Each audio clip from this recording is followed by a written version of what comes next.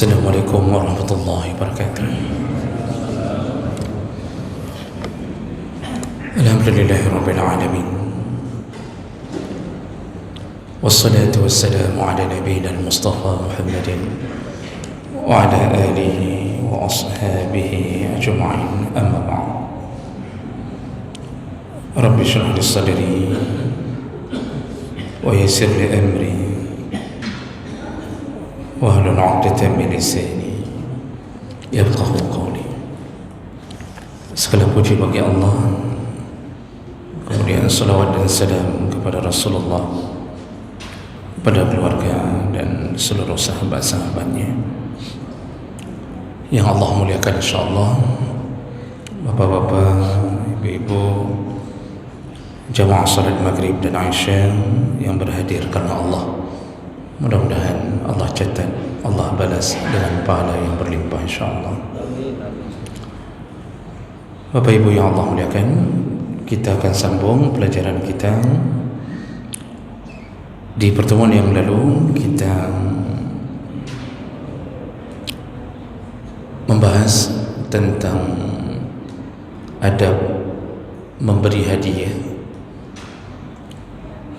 dan yang sudah kita bahas adalah disunnahkan untuk membiasakan memberi hadiah walaupun sederhana yang kita beri. Jadi maksudnya jangan sampai merasa sungkan memberi hadiah hanya gara-gara jumlah yang sedikit atau bentuk yang sederhana. Karena salah satu yang membuat kita selalu tidak jadi memberi hadiah karena merasa bahwa hadiah itu tak pantas, akhirnya tak pernah memberi. Karena di hati selalu dibisikkan oleh syaitan, ini kalau begini kayaknya tidak cocok, kayaknya tidak baik kalau kamu berikan dalam bentuk begini. Jadi akhirnya tidak jadi-jadi. Makanya Rasulullah SAW itu menyatakan tentang ketika memberi hadiah, yang memberi tetap disunnahkan beri walau yang dia beri adalah satu tulang mata kaki kambing dalam hadis. Gatok kambing, walaupun cuma gatok kambing disunnahkan tetaplah berbagi. Nah, itu dibiasakan, termasuklah manfaat daripada memberi itu menimbulkan rasa cinta, dan yang mengawali silaturahim itu biasanya dimulai dari memberi. Nah, jadi memberi itu begitu cepat mengikat hubungan silaturahim. Tapi kalau tak pernah memberi, walaupun kita terlalu lembut, walaupun kita sangat ramah, tapi orang ujungnya tetap tak suka. Nah, jadi memberi itu yang bisa membuka jalan untuk mendapatkan kasih sayang sesama muslim. Baik, kita lanjutkan adab berikutnya. Al-bada'u bizawil arham wal jiran. Adab berikutnya dalam memberi adalah hendaknya dimulai dari orang-orang yang terdekat, yang punya hubungan rahim, dan kemudian berikutnya kepada tetangga-tetangga. Jadi kalau ditanya siapa dulu yang hendaknya kita utamakan di saat kita memberi hadiah, jawabannya yaitu mulailah lebih dahulu dari orang-orang yang punya hubungan rahim. Ya, tentu al-aqra wal-aqra, siapa lebih dekat dia lebih utama. Kalau kita punya hubungan dengan nasab satu rahim dengan ibu, iaitu adik kita, abang kita, dan mereka berdekatan hidupnya dengan kita, maka mereka lebih berhak menerima hadiah daripada yang lain. Oh, kalau mereka tak ada, yang ada di dekat kita adalah keluarga dari ayah kita atau dari ibu kita, maka utamakan memberi hadiah kepada mereka. Kalau tak ada, maka anak-anak mereka, sepupu-sepupu. Kalaupun mereka tak ada di sekitaran kita, barulah kita memberikannya kepada tetangga-tetangga. Lalu kemudian tetangga mana yang paling utama kita beri? Itu tetangga yang paling dekat pintunya dengan pintu rumah kita. Makanya Aisyah radhiyallahu anha bertanya kepada Nabi sallallahu alaihi wasallam, "Ya Rasulullah, kalau aku ingin memberi hadiah, kepada siapa lebih dahulu aku memberinya?" Apa jawaban Nabi? "Man aqrabu minki baban," yaitu orang yang paling dekat pintu rumahnya dengan pintu rumahmu. Nanti kalau dalam urusan memberi kepada tetangga, maka yang paling utama adalah yang paling dekat dengan pintu rumah kita. Nah, tentu yang disebut tetangga itu tidak ada batasan. Tidak ada batasan yang mana disebut tetangga, karena itu berdasarkan uruf, adat, kebiasaan. Walaupun ada hadis, tapi hadis itu lemah dalam banyak pandangan ulama, hadis yang dhaif, yaitu hadis yang menyatakan tentang yang disebut tetangga adalah 40 pintu. Dari depan, belakang, 40 pintu ke depan, 40 pintu belakang, samping, kanan, kiri, itu disebut tetangga. Namun para ulama mengatakan bahawa sebenarnya tidak ada batasan yang disebut tetangga, karena pemisahan-pemisahan daerah menjadi kampung, desa, kemudian dipisahkan lagi menjadi mukim-mukim, yang mukim dipisahkan lagi dari lorong-lorong, gang-gang, maka satu mukim itu juga disebut tetangga. Satu kampung pun masih disebut tetangga. Nah, cuma utamakan dulu memberi hadiah kepada tetangga yang paling dekat. Ya. Kalau kita punya orang tua, kalau itu tak perlu ditanya, karena itu memang bahagian orang yang wajib kita khidmatkan diri kita. Berbuat baik kepada orang tua itu berbagai cara, tapi yang lebih utama adalah memberikannya secara rutin. Jadi bukan berbentuk hadiah sesekali kalau untuk orang tua. Walaupun orang tua kita kaya, dan kita juga ternyata alhamdulillah Allah beri rezeki, maka orang pertama yang perlu kita bahagiakan,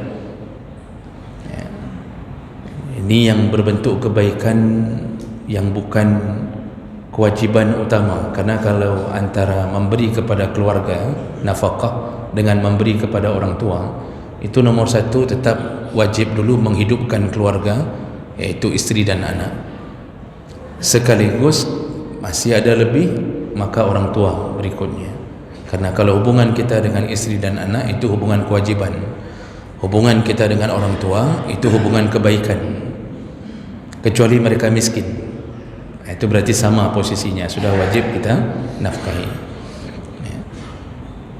Jadi memberikan hadiah kepada ibu, kepada ayah itu baik, tapi yang lebih baik adalah bukan memikirkan hadiah, tapi rutin setiap bulan itu mengirimkan walaupun sedikit, ya, tiap-tiap bulan transfer 500.000. Itu bagi yang gajinya sekitar 5 juta, 6 juta. Kalau yang gaji sekitar 25 juta, itu janganlah kirim 500.000 untuk orang tua. Ya, paling-paling kuranglah 1,5 juta, 2 juta. Ya, kalau bisa 3, itu kalau gaji sudah 25 juta ke atas. Jadi perlu diingat-ingat bahawa Allah Subhanahu wa taala memberi isyarat, wa imma yablughanna 'indaka al-kibara ahaduhuma aw kilahuma.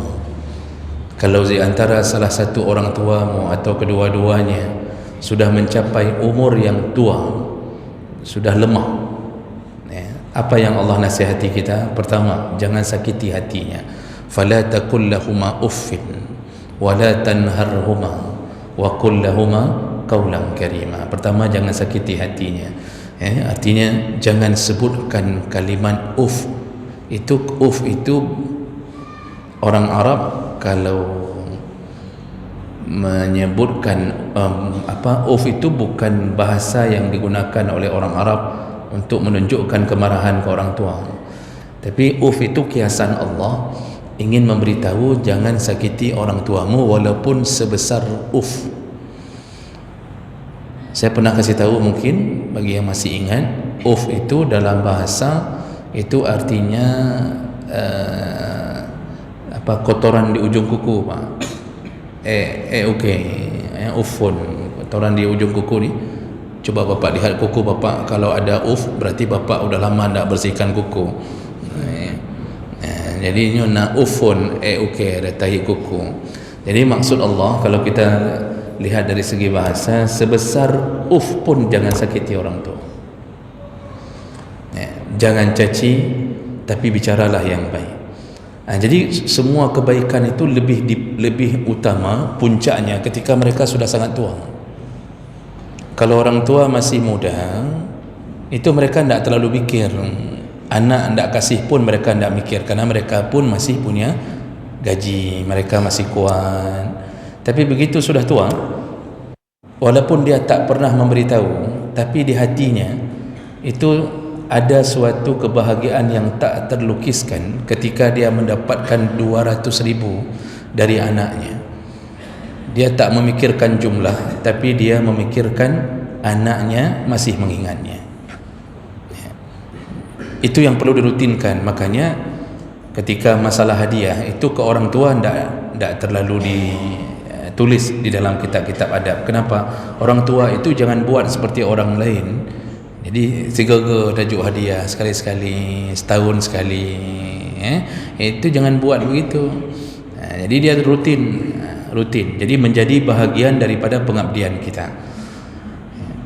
Nah, kalau dengan kerabat-kerabat yang bukan tanggungjawab nafkah, maka disuruh berbuat baik dengan sering-sering memberi hadiah. Sering itu ya bisa sebulan, 2 bulan, 3 bulan. Jadi kalau lewat di daerah yang dia tinggal, kita berhenti sebentar, walaupun hanya sekedar menurunkan mie goreng pakai telur 3 bungkus ke rumahnya. Terserah mau beli di mana, Pak. Ada saudara tinggal di Biren, adik tinggal di Samalanga, atau kita pergi kepada Aceh. Usahakan lewat, jangan lewat begitu saja. Ada sesuatu yang kita fikirkan untuknya.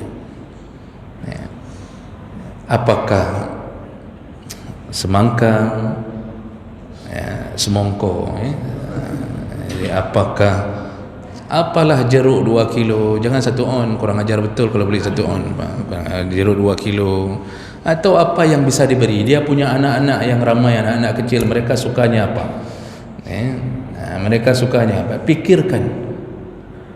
Itu yang disunnahkan oleh Nabi SAW. Jadi keluarga itu menjadi bahagian mudahnya kita mendapatkan surga di saat kita memuliakan keluarga besar kita sendiri. Makanya Allah Subhanahu wa taala memberitahu Nabi kita Muhammad sallallahu alaihi wasallam, yas'alunaka maza yunfiqun. Muhammad, kalau engkau ditanya oleh umatmu untuk siapa mereka memberi nafkah lebih utama, untuk siapa mereka memberi kebaikan-kebaikan berbentuk harta, qul, kasih tahu wahai Muhammad, kebaikan itu hendaknya dimulai dari qul ma anfaqtum min khair lil walidain, mulai dulu kepada orang tua. Lalu wal aqrabin, setelah orang tua baru aqrabin, kata Allah, kerabat-kerabatmu yang punya hubungan darah. Itu mulai dulu, setelah orang tua kebaikan itu mengalir kepada kerabat-kerabatmu. Baru kemudian setelah kerabat-kerabat mendapatkan kebaikan kita, baru di luar itu wal yatama wal masakin wal jarizil qurba wal jaril junub, kepada anak yatim, kepada miskin, tetangga-tetanggamu yang dekat dan tetanggamu yang jauh. Jadi Allah sebutkan orang-orang yang urutan orang-orang yang lebih utama untuk kita beri hadiah atau kebaikan berbentuk harta. Jadi kerabat ini itu dapat dua pahala.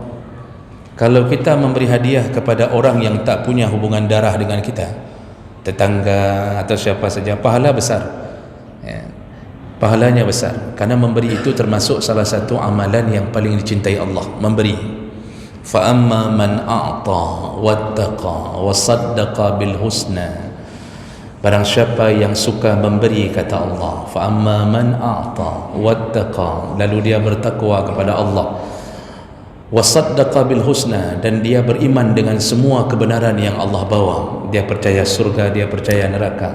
Apa janji Allah? Fasanuyassiruhu lil yusra, kami mudahkan hidupnya. Makanya orang yang suka memberi itu, Pak, hidupnya mudah, rezekinya lancar, tidak banyak masalah dalam keluarga, anak-anak taat semuanya. Diawali dengan apa? Memberi. Maka memberi itu termasuk amalan paling dicintai Allah. Jadi ketika kita mulai memberi, kalau kita beri kepada tetangga, itu besar pahalanya. Beri itu hadiah apapun, sekecil apapun. Nasi gurih 5.000 bapak beli pagi, nasi gurih 5.000, Pak, yang isinya telur dibelah 4, bukan dibelah 2, Pak, dibelah 4. Ditaruh lado seujung kuku, ditaruh anak karing, anak teri, ditaruh sedikit, RM5.000, bapak beli 2, kasih ke tetangga. Besar pahala. Kita kecil, besar. Ingat-ingat hadis Nabi, apapun yang kita beri di dunia, ketika Allah terima dengan keikhlasan kita, Allah terima.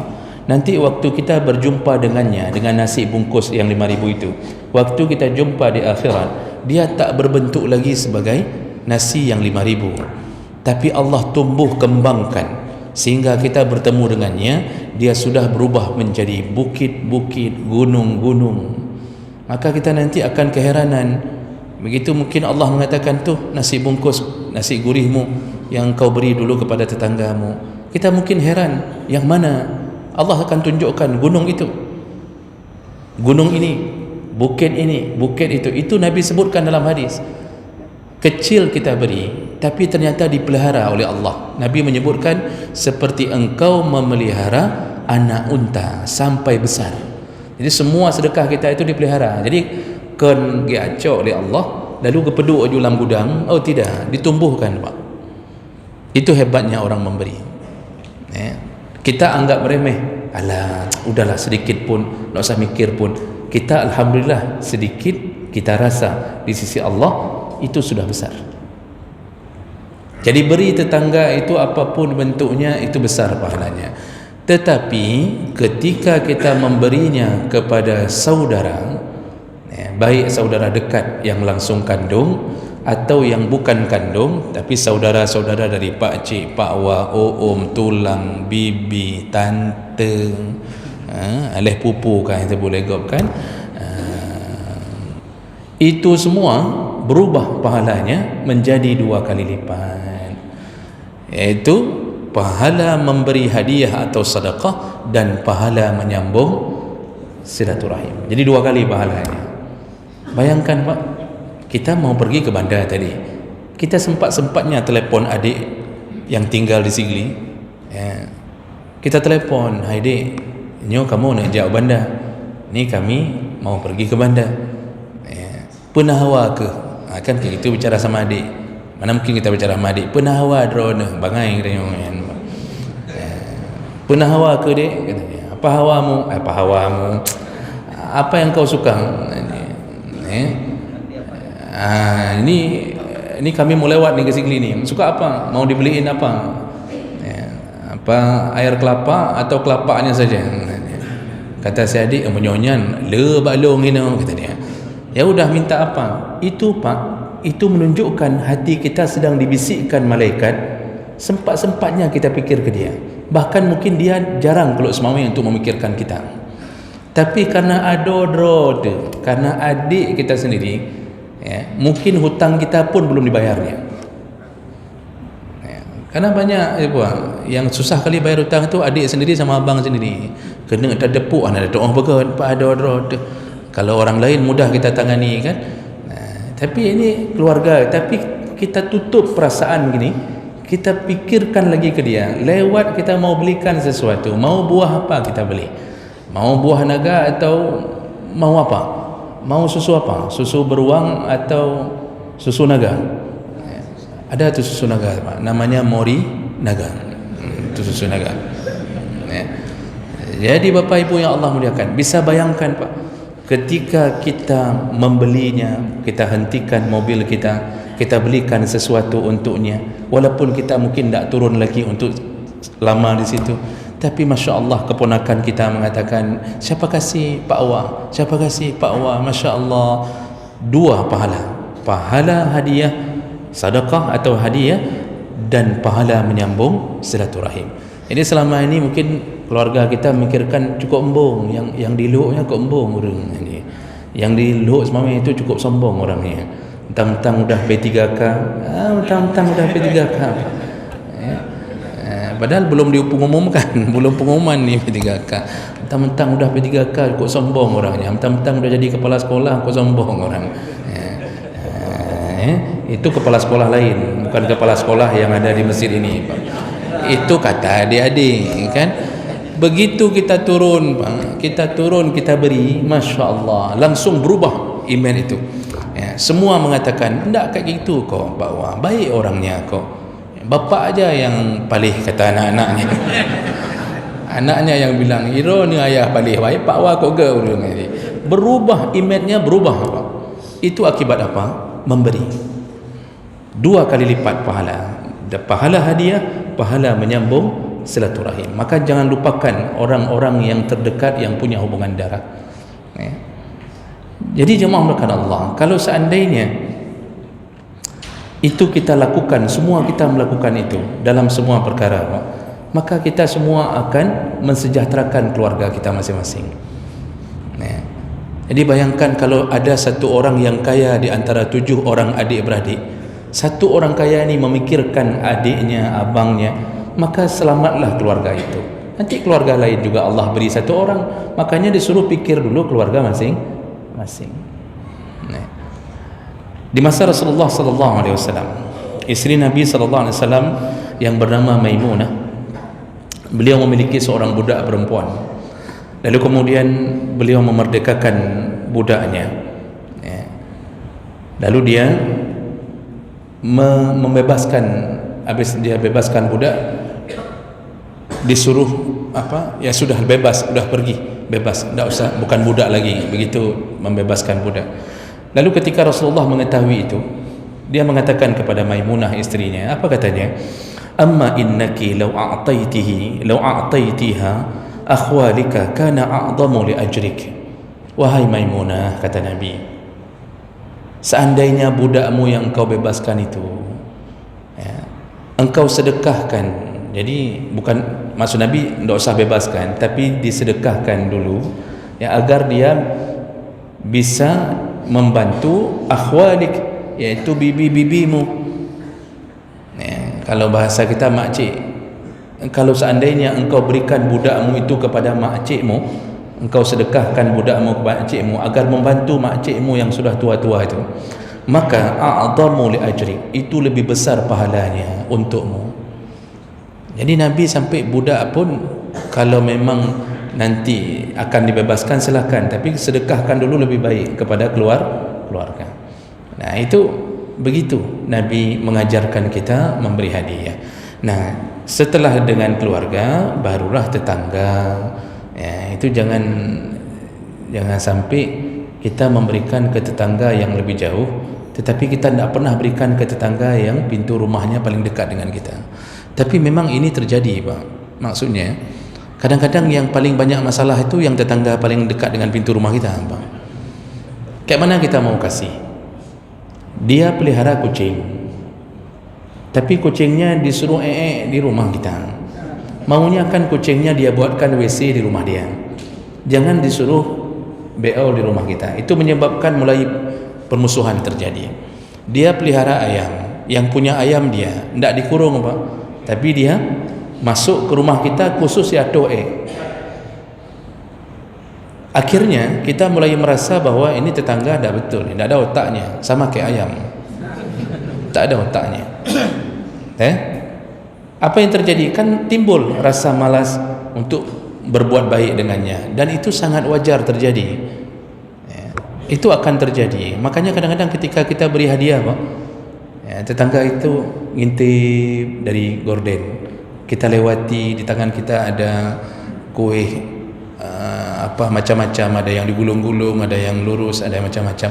Kue kita bawa, kita lewati depan pintu rumah dia, dia lihat dari pintu gordennya, dari gordennya, dia bisik ke suaminya, jom bertanya. Rupanya mungkin suara itu akhirnya sampai ke telinga kita. Lalu kita akan mengatakan, kiban kujuk kekah, bagaimana saya bisa memberikan untukmu? Ika hana otak bagaimana? Kamu tak punya otak seperti ayammu, kayak mana saya memberi untukmu? Tapi karena sudah disindir terus-terusan, akhirnya diberi juga. Apa yang diberi, Pak? Kuah kari ayam. Ayam siapa? Ya ayam dia sendiri. Disembelih ikoh kasihnya kuah ke dia. Jadi jamaah melakukan Allah, itu bisa terjadi. Tapi intinya kalau tidak ada masalah apa-apa, utamakan dulu yang paling dekat-dekat dengan rumah kita, baru menjauh. Baik, jadi itu tentang sunnah memberi hadiah ke orang terdekat lebih dahulu.